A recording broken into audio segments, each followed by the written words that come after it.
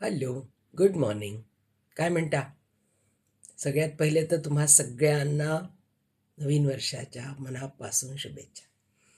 मनापासून यासाठी म्हणते मी की फॉर्मॅलिटी म्हणून नुसतं व्हॉट्सॲपवर मेसेज टाकायचं, happy new year, happy new year.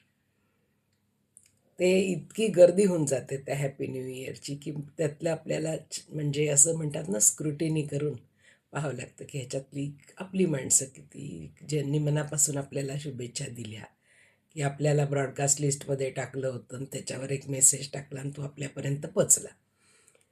तर ठीक आहे, कसं का असे ना, कोणी ब्रॉडकास्ट लिस्टमधूनही आपल्याला मेसेज दिला तरी शुभेच्छा अशी गोष्ट आहे की ती माणसाला क्षणोक्षणी हवी असते. प्रत्येक दिवशी सकाळी उठलं की ना, आपल्याला शुभेच्छांची गरज असतेच. इतकं आपण सध्या धावपळीत जगत असतो आणि इतका सगळे म्हणजे निगेटिव्हिटी आपल्या आजूबाजूला असते की साधं कोणी आपल्याकडे पाहून स्माईल दिलं तरी असं वाटतं, बाबा त्याला थँक्यू म्हणावं, तू माझ्याकडे पाहून स्माईल केलंस, मला शुभेच्छा दिल्यास, तुझ्यामुळे माझा दिवस चांगला जाईल आता. किंवा कोणी काय कशा आहात असं विचारलंच असं वाटतं, चला जगात कोणी तर आहे जो माझी विचारपूस करतोय. हो ना. तर ही माणसं, हे सगळं वातावरण आपल्याला फार ऊर्जा देत असतं आणि ती ऊर्जा आपल्याला टिकवायची असते. ती काही अशी एका दिवसात कोणी सकाळी उठून good morning, have a good day असं म्हटल्याने काही आपलं हे नसतं.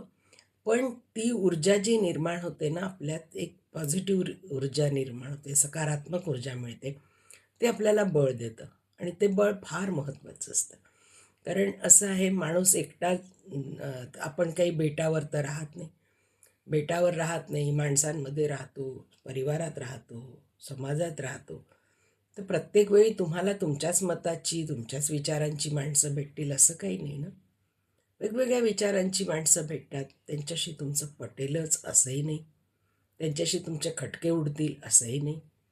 पण जेव्हा समविचारी लोक एकत्र येतात ना, तेव्हा काहीतरी ठोस त्यांच्या हातून घडतं.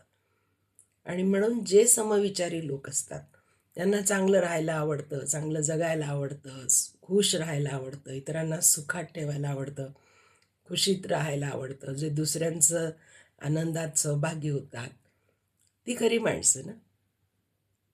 दुसऱ्यांच्या आनंदात सहभागी व्हायला खूप मोठं मन लागतं आणि ते मन आपल्याकडे असलं पाहिजे. सगळ्या गोष्टी काही पैशाने मिळतात अशातला भाग नाही. काही गोष्टी अशा असतात की त्या सहज असतात. सहज सहज तुम्ही कोणाशी बोललात, सहज तुम्ही कोणाकडे पाहून स्माईल केलं, सहज तुम्ही कोणाची तरी तारीफ केली, त्याच्यामागे कुठलाही उद्देश न ठेवता नुसतं कोणाला म्हटलं, अरे वा, छान दिसतंय आज तुम्ही, मस्त वाटतंय तुम्हाला पाहून, तरी त्या माणसाला किती आनंद होईल ना. तो आनंद तो कोणाला सांगू नाही शकणार, पण तो असा दिवसभर असा मोरपिसासारखा किंवा असा फुलत राहील तो. तर तेवढं तर आपण करू शकतो ना. मला असं वाटतं, छोट्या छोट्या छोट्या छोट्या गोष्टी आपण एकत्र करत गेलो ना, तर एक मोठी गोष्ट आपल्या हातून घडेल. आणि ती मोठी गोष्ट घडण्यासाठी एक तरी स्टेप आपल्याला घ्यावी लागते. आणि ती स्टेप अशी असते की ती स्वतःपासून सुरू करायची असते. मी करते असं. मी सकाळी उठते म्हणजे उठते, कोणताही वार असो. रात्री 12 वाजेपर्यंत न्यू इयर मनवलं तरी सकाळी 5 वाजता मी उठते. तसं नाही केलं किंवा मी माझ्या कुटुंबातील लोकांना किंवा जो कोणी मला पहिल्यांदा समोर येईल, मग ती माझी केअरटेकर असो, माझे काम करणारी असो की मला मदत करणारी, मी तिला हेल्पर म्हणते. तुम्ही ज्याला कामवाली, मोलकरीण वगैरे म्हणता ना, मी तिला हेल्पर म्हणते. कारण ती मला हेल्प करते आहे. जे माझं काम आहे ते माझं काम सुरळीत व्हावं म्हणून ती मला मदत करते, म्हणून ती माझी मदतनीस ना. शी इज नॉट माय वर्कर. म्हणजे माझ्याकडे ती काही नोकर वगैरे ही कन्सेप्ट मला काही फारशी मान्य नाही. मला असं वाटतं की ती माझी मदत करायला येते आणि तिच्या मदतीच्या बदल्यात मी तिला काहीतरी देते. तर म्हणून तिला काही मी विकत नाही घेतलं. तिला पण मन आहे, तिला पण शरीर आहे. तर मी तिलाही पाहून म्हणते, अरे वा, गुड मॉर्निंग, कैसी हो. तर ती किती स्माईल देते, खुश होते ती. कारण तिच्याही आयुष्यात, प्रत्येकाच्या आयुष्यात जे घडत असतं त्याच्यातनं कोणीतरी त्याला असं आपुलकीने विचारलं, एक शब्द दिला, तर त्याचा आनंद तिला जो होतो किंवा कोणालाही जो होतो तो फार मौल्यवान आहे. आणि तेवढं तर आपण करू शकतो, हो की नाही? तर आजपासून आपण एक तर ठरवू की आपण कोणाकडे पाहून निदान तोंड वाकडं करून जाणार नाही, आहे की नाही? या वर्षातला हाच आपला काय म्हणतात त्याला गोल, की आपण कोणालाही सकाळी उठून त्याचा मूड खराब होईल असं काही करू नये.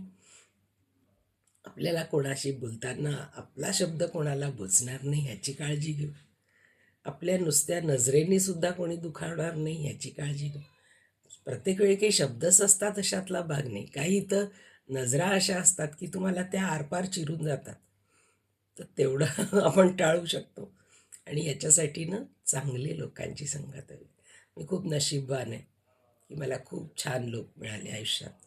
माझं कुटुंब, माझे मित्रमैत्रिणी, सगळेजण माझ्यासारखे आहेत. त्यांना मस्ती करायला आवडते, खेळायला आवडतं, हसायला आवडतं, धूम करायला आवडते आणि त्याच्यासोबत स्वतःची काळजी घ्यायला आवडते.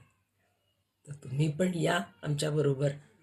मस्त मस्त मस्ती करू, हसू, बोलू, खेळू, है ना? एकमेकींचे सुखदुःख वाटून घेऊ. दुःख वाटण्यापेक्षा सुख वाटलं पाहिजे. दुःख वाटलं की वाढतं आणि सुख वाटलं की वाढलं म्हणजे पसरतं ते. तर सुख जास्त मला असं वाटतं माझ्याकडे जे आनंद आहे, माझ्याकडे जे सुख आहे ते मी इतरांना द्यायला पाहिजे आणि ते मी देण्याचा पुरेपूर प्रयत्न करेन. तुम्ही करून पहा, खूप छान वाटतं बरं. हा हा हा. म्हणून माझी तर टॅगलाईन असते, life is beautiful, enjoy it. मस्त एक एक क्षण जिओ तो ऐसे जिओ की आखरी पो. हर दिन जिओ तो ऐसे जिओ की ये आखरी दिन हो, है की नाही? तसं जगा मस्त, मजेत, मस्तीत, आपल्याच मस्तीत इतरांनाही रंगात रंगवून घेऊ. चला भेटू, बाय, गुड डे.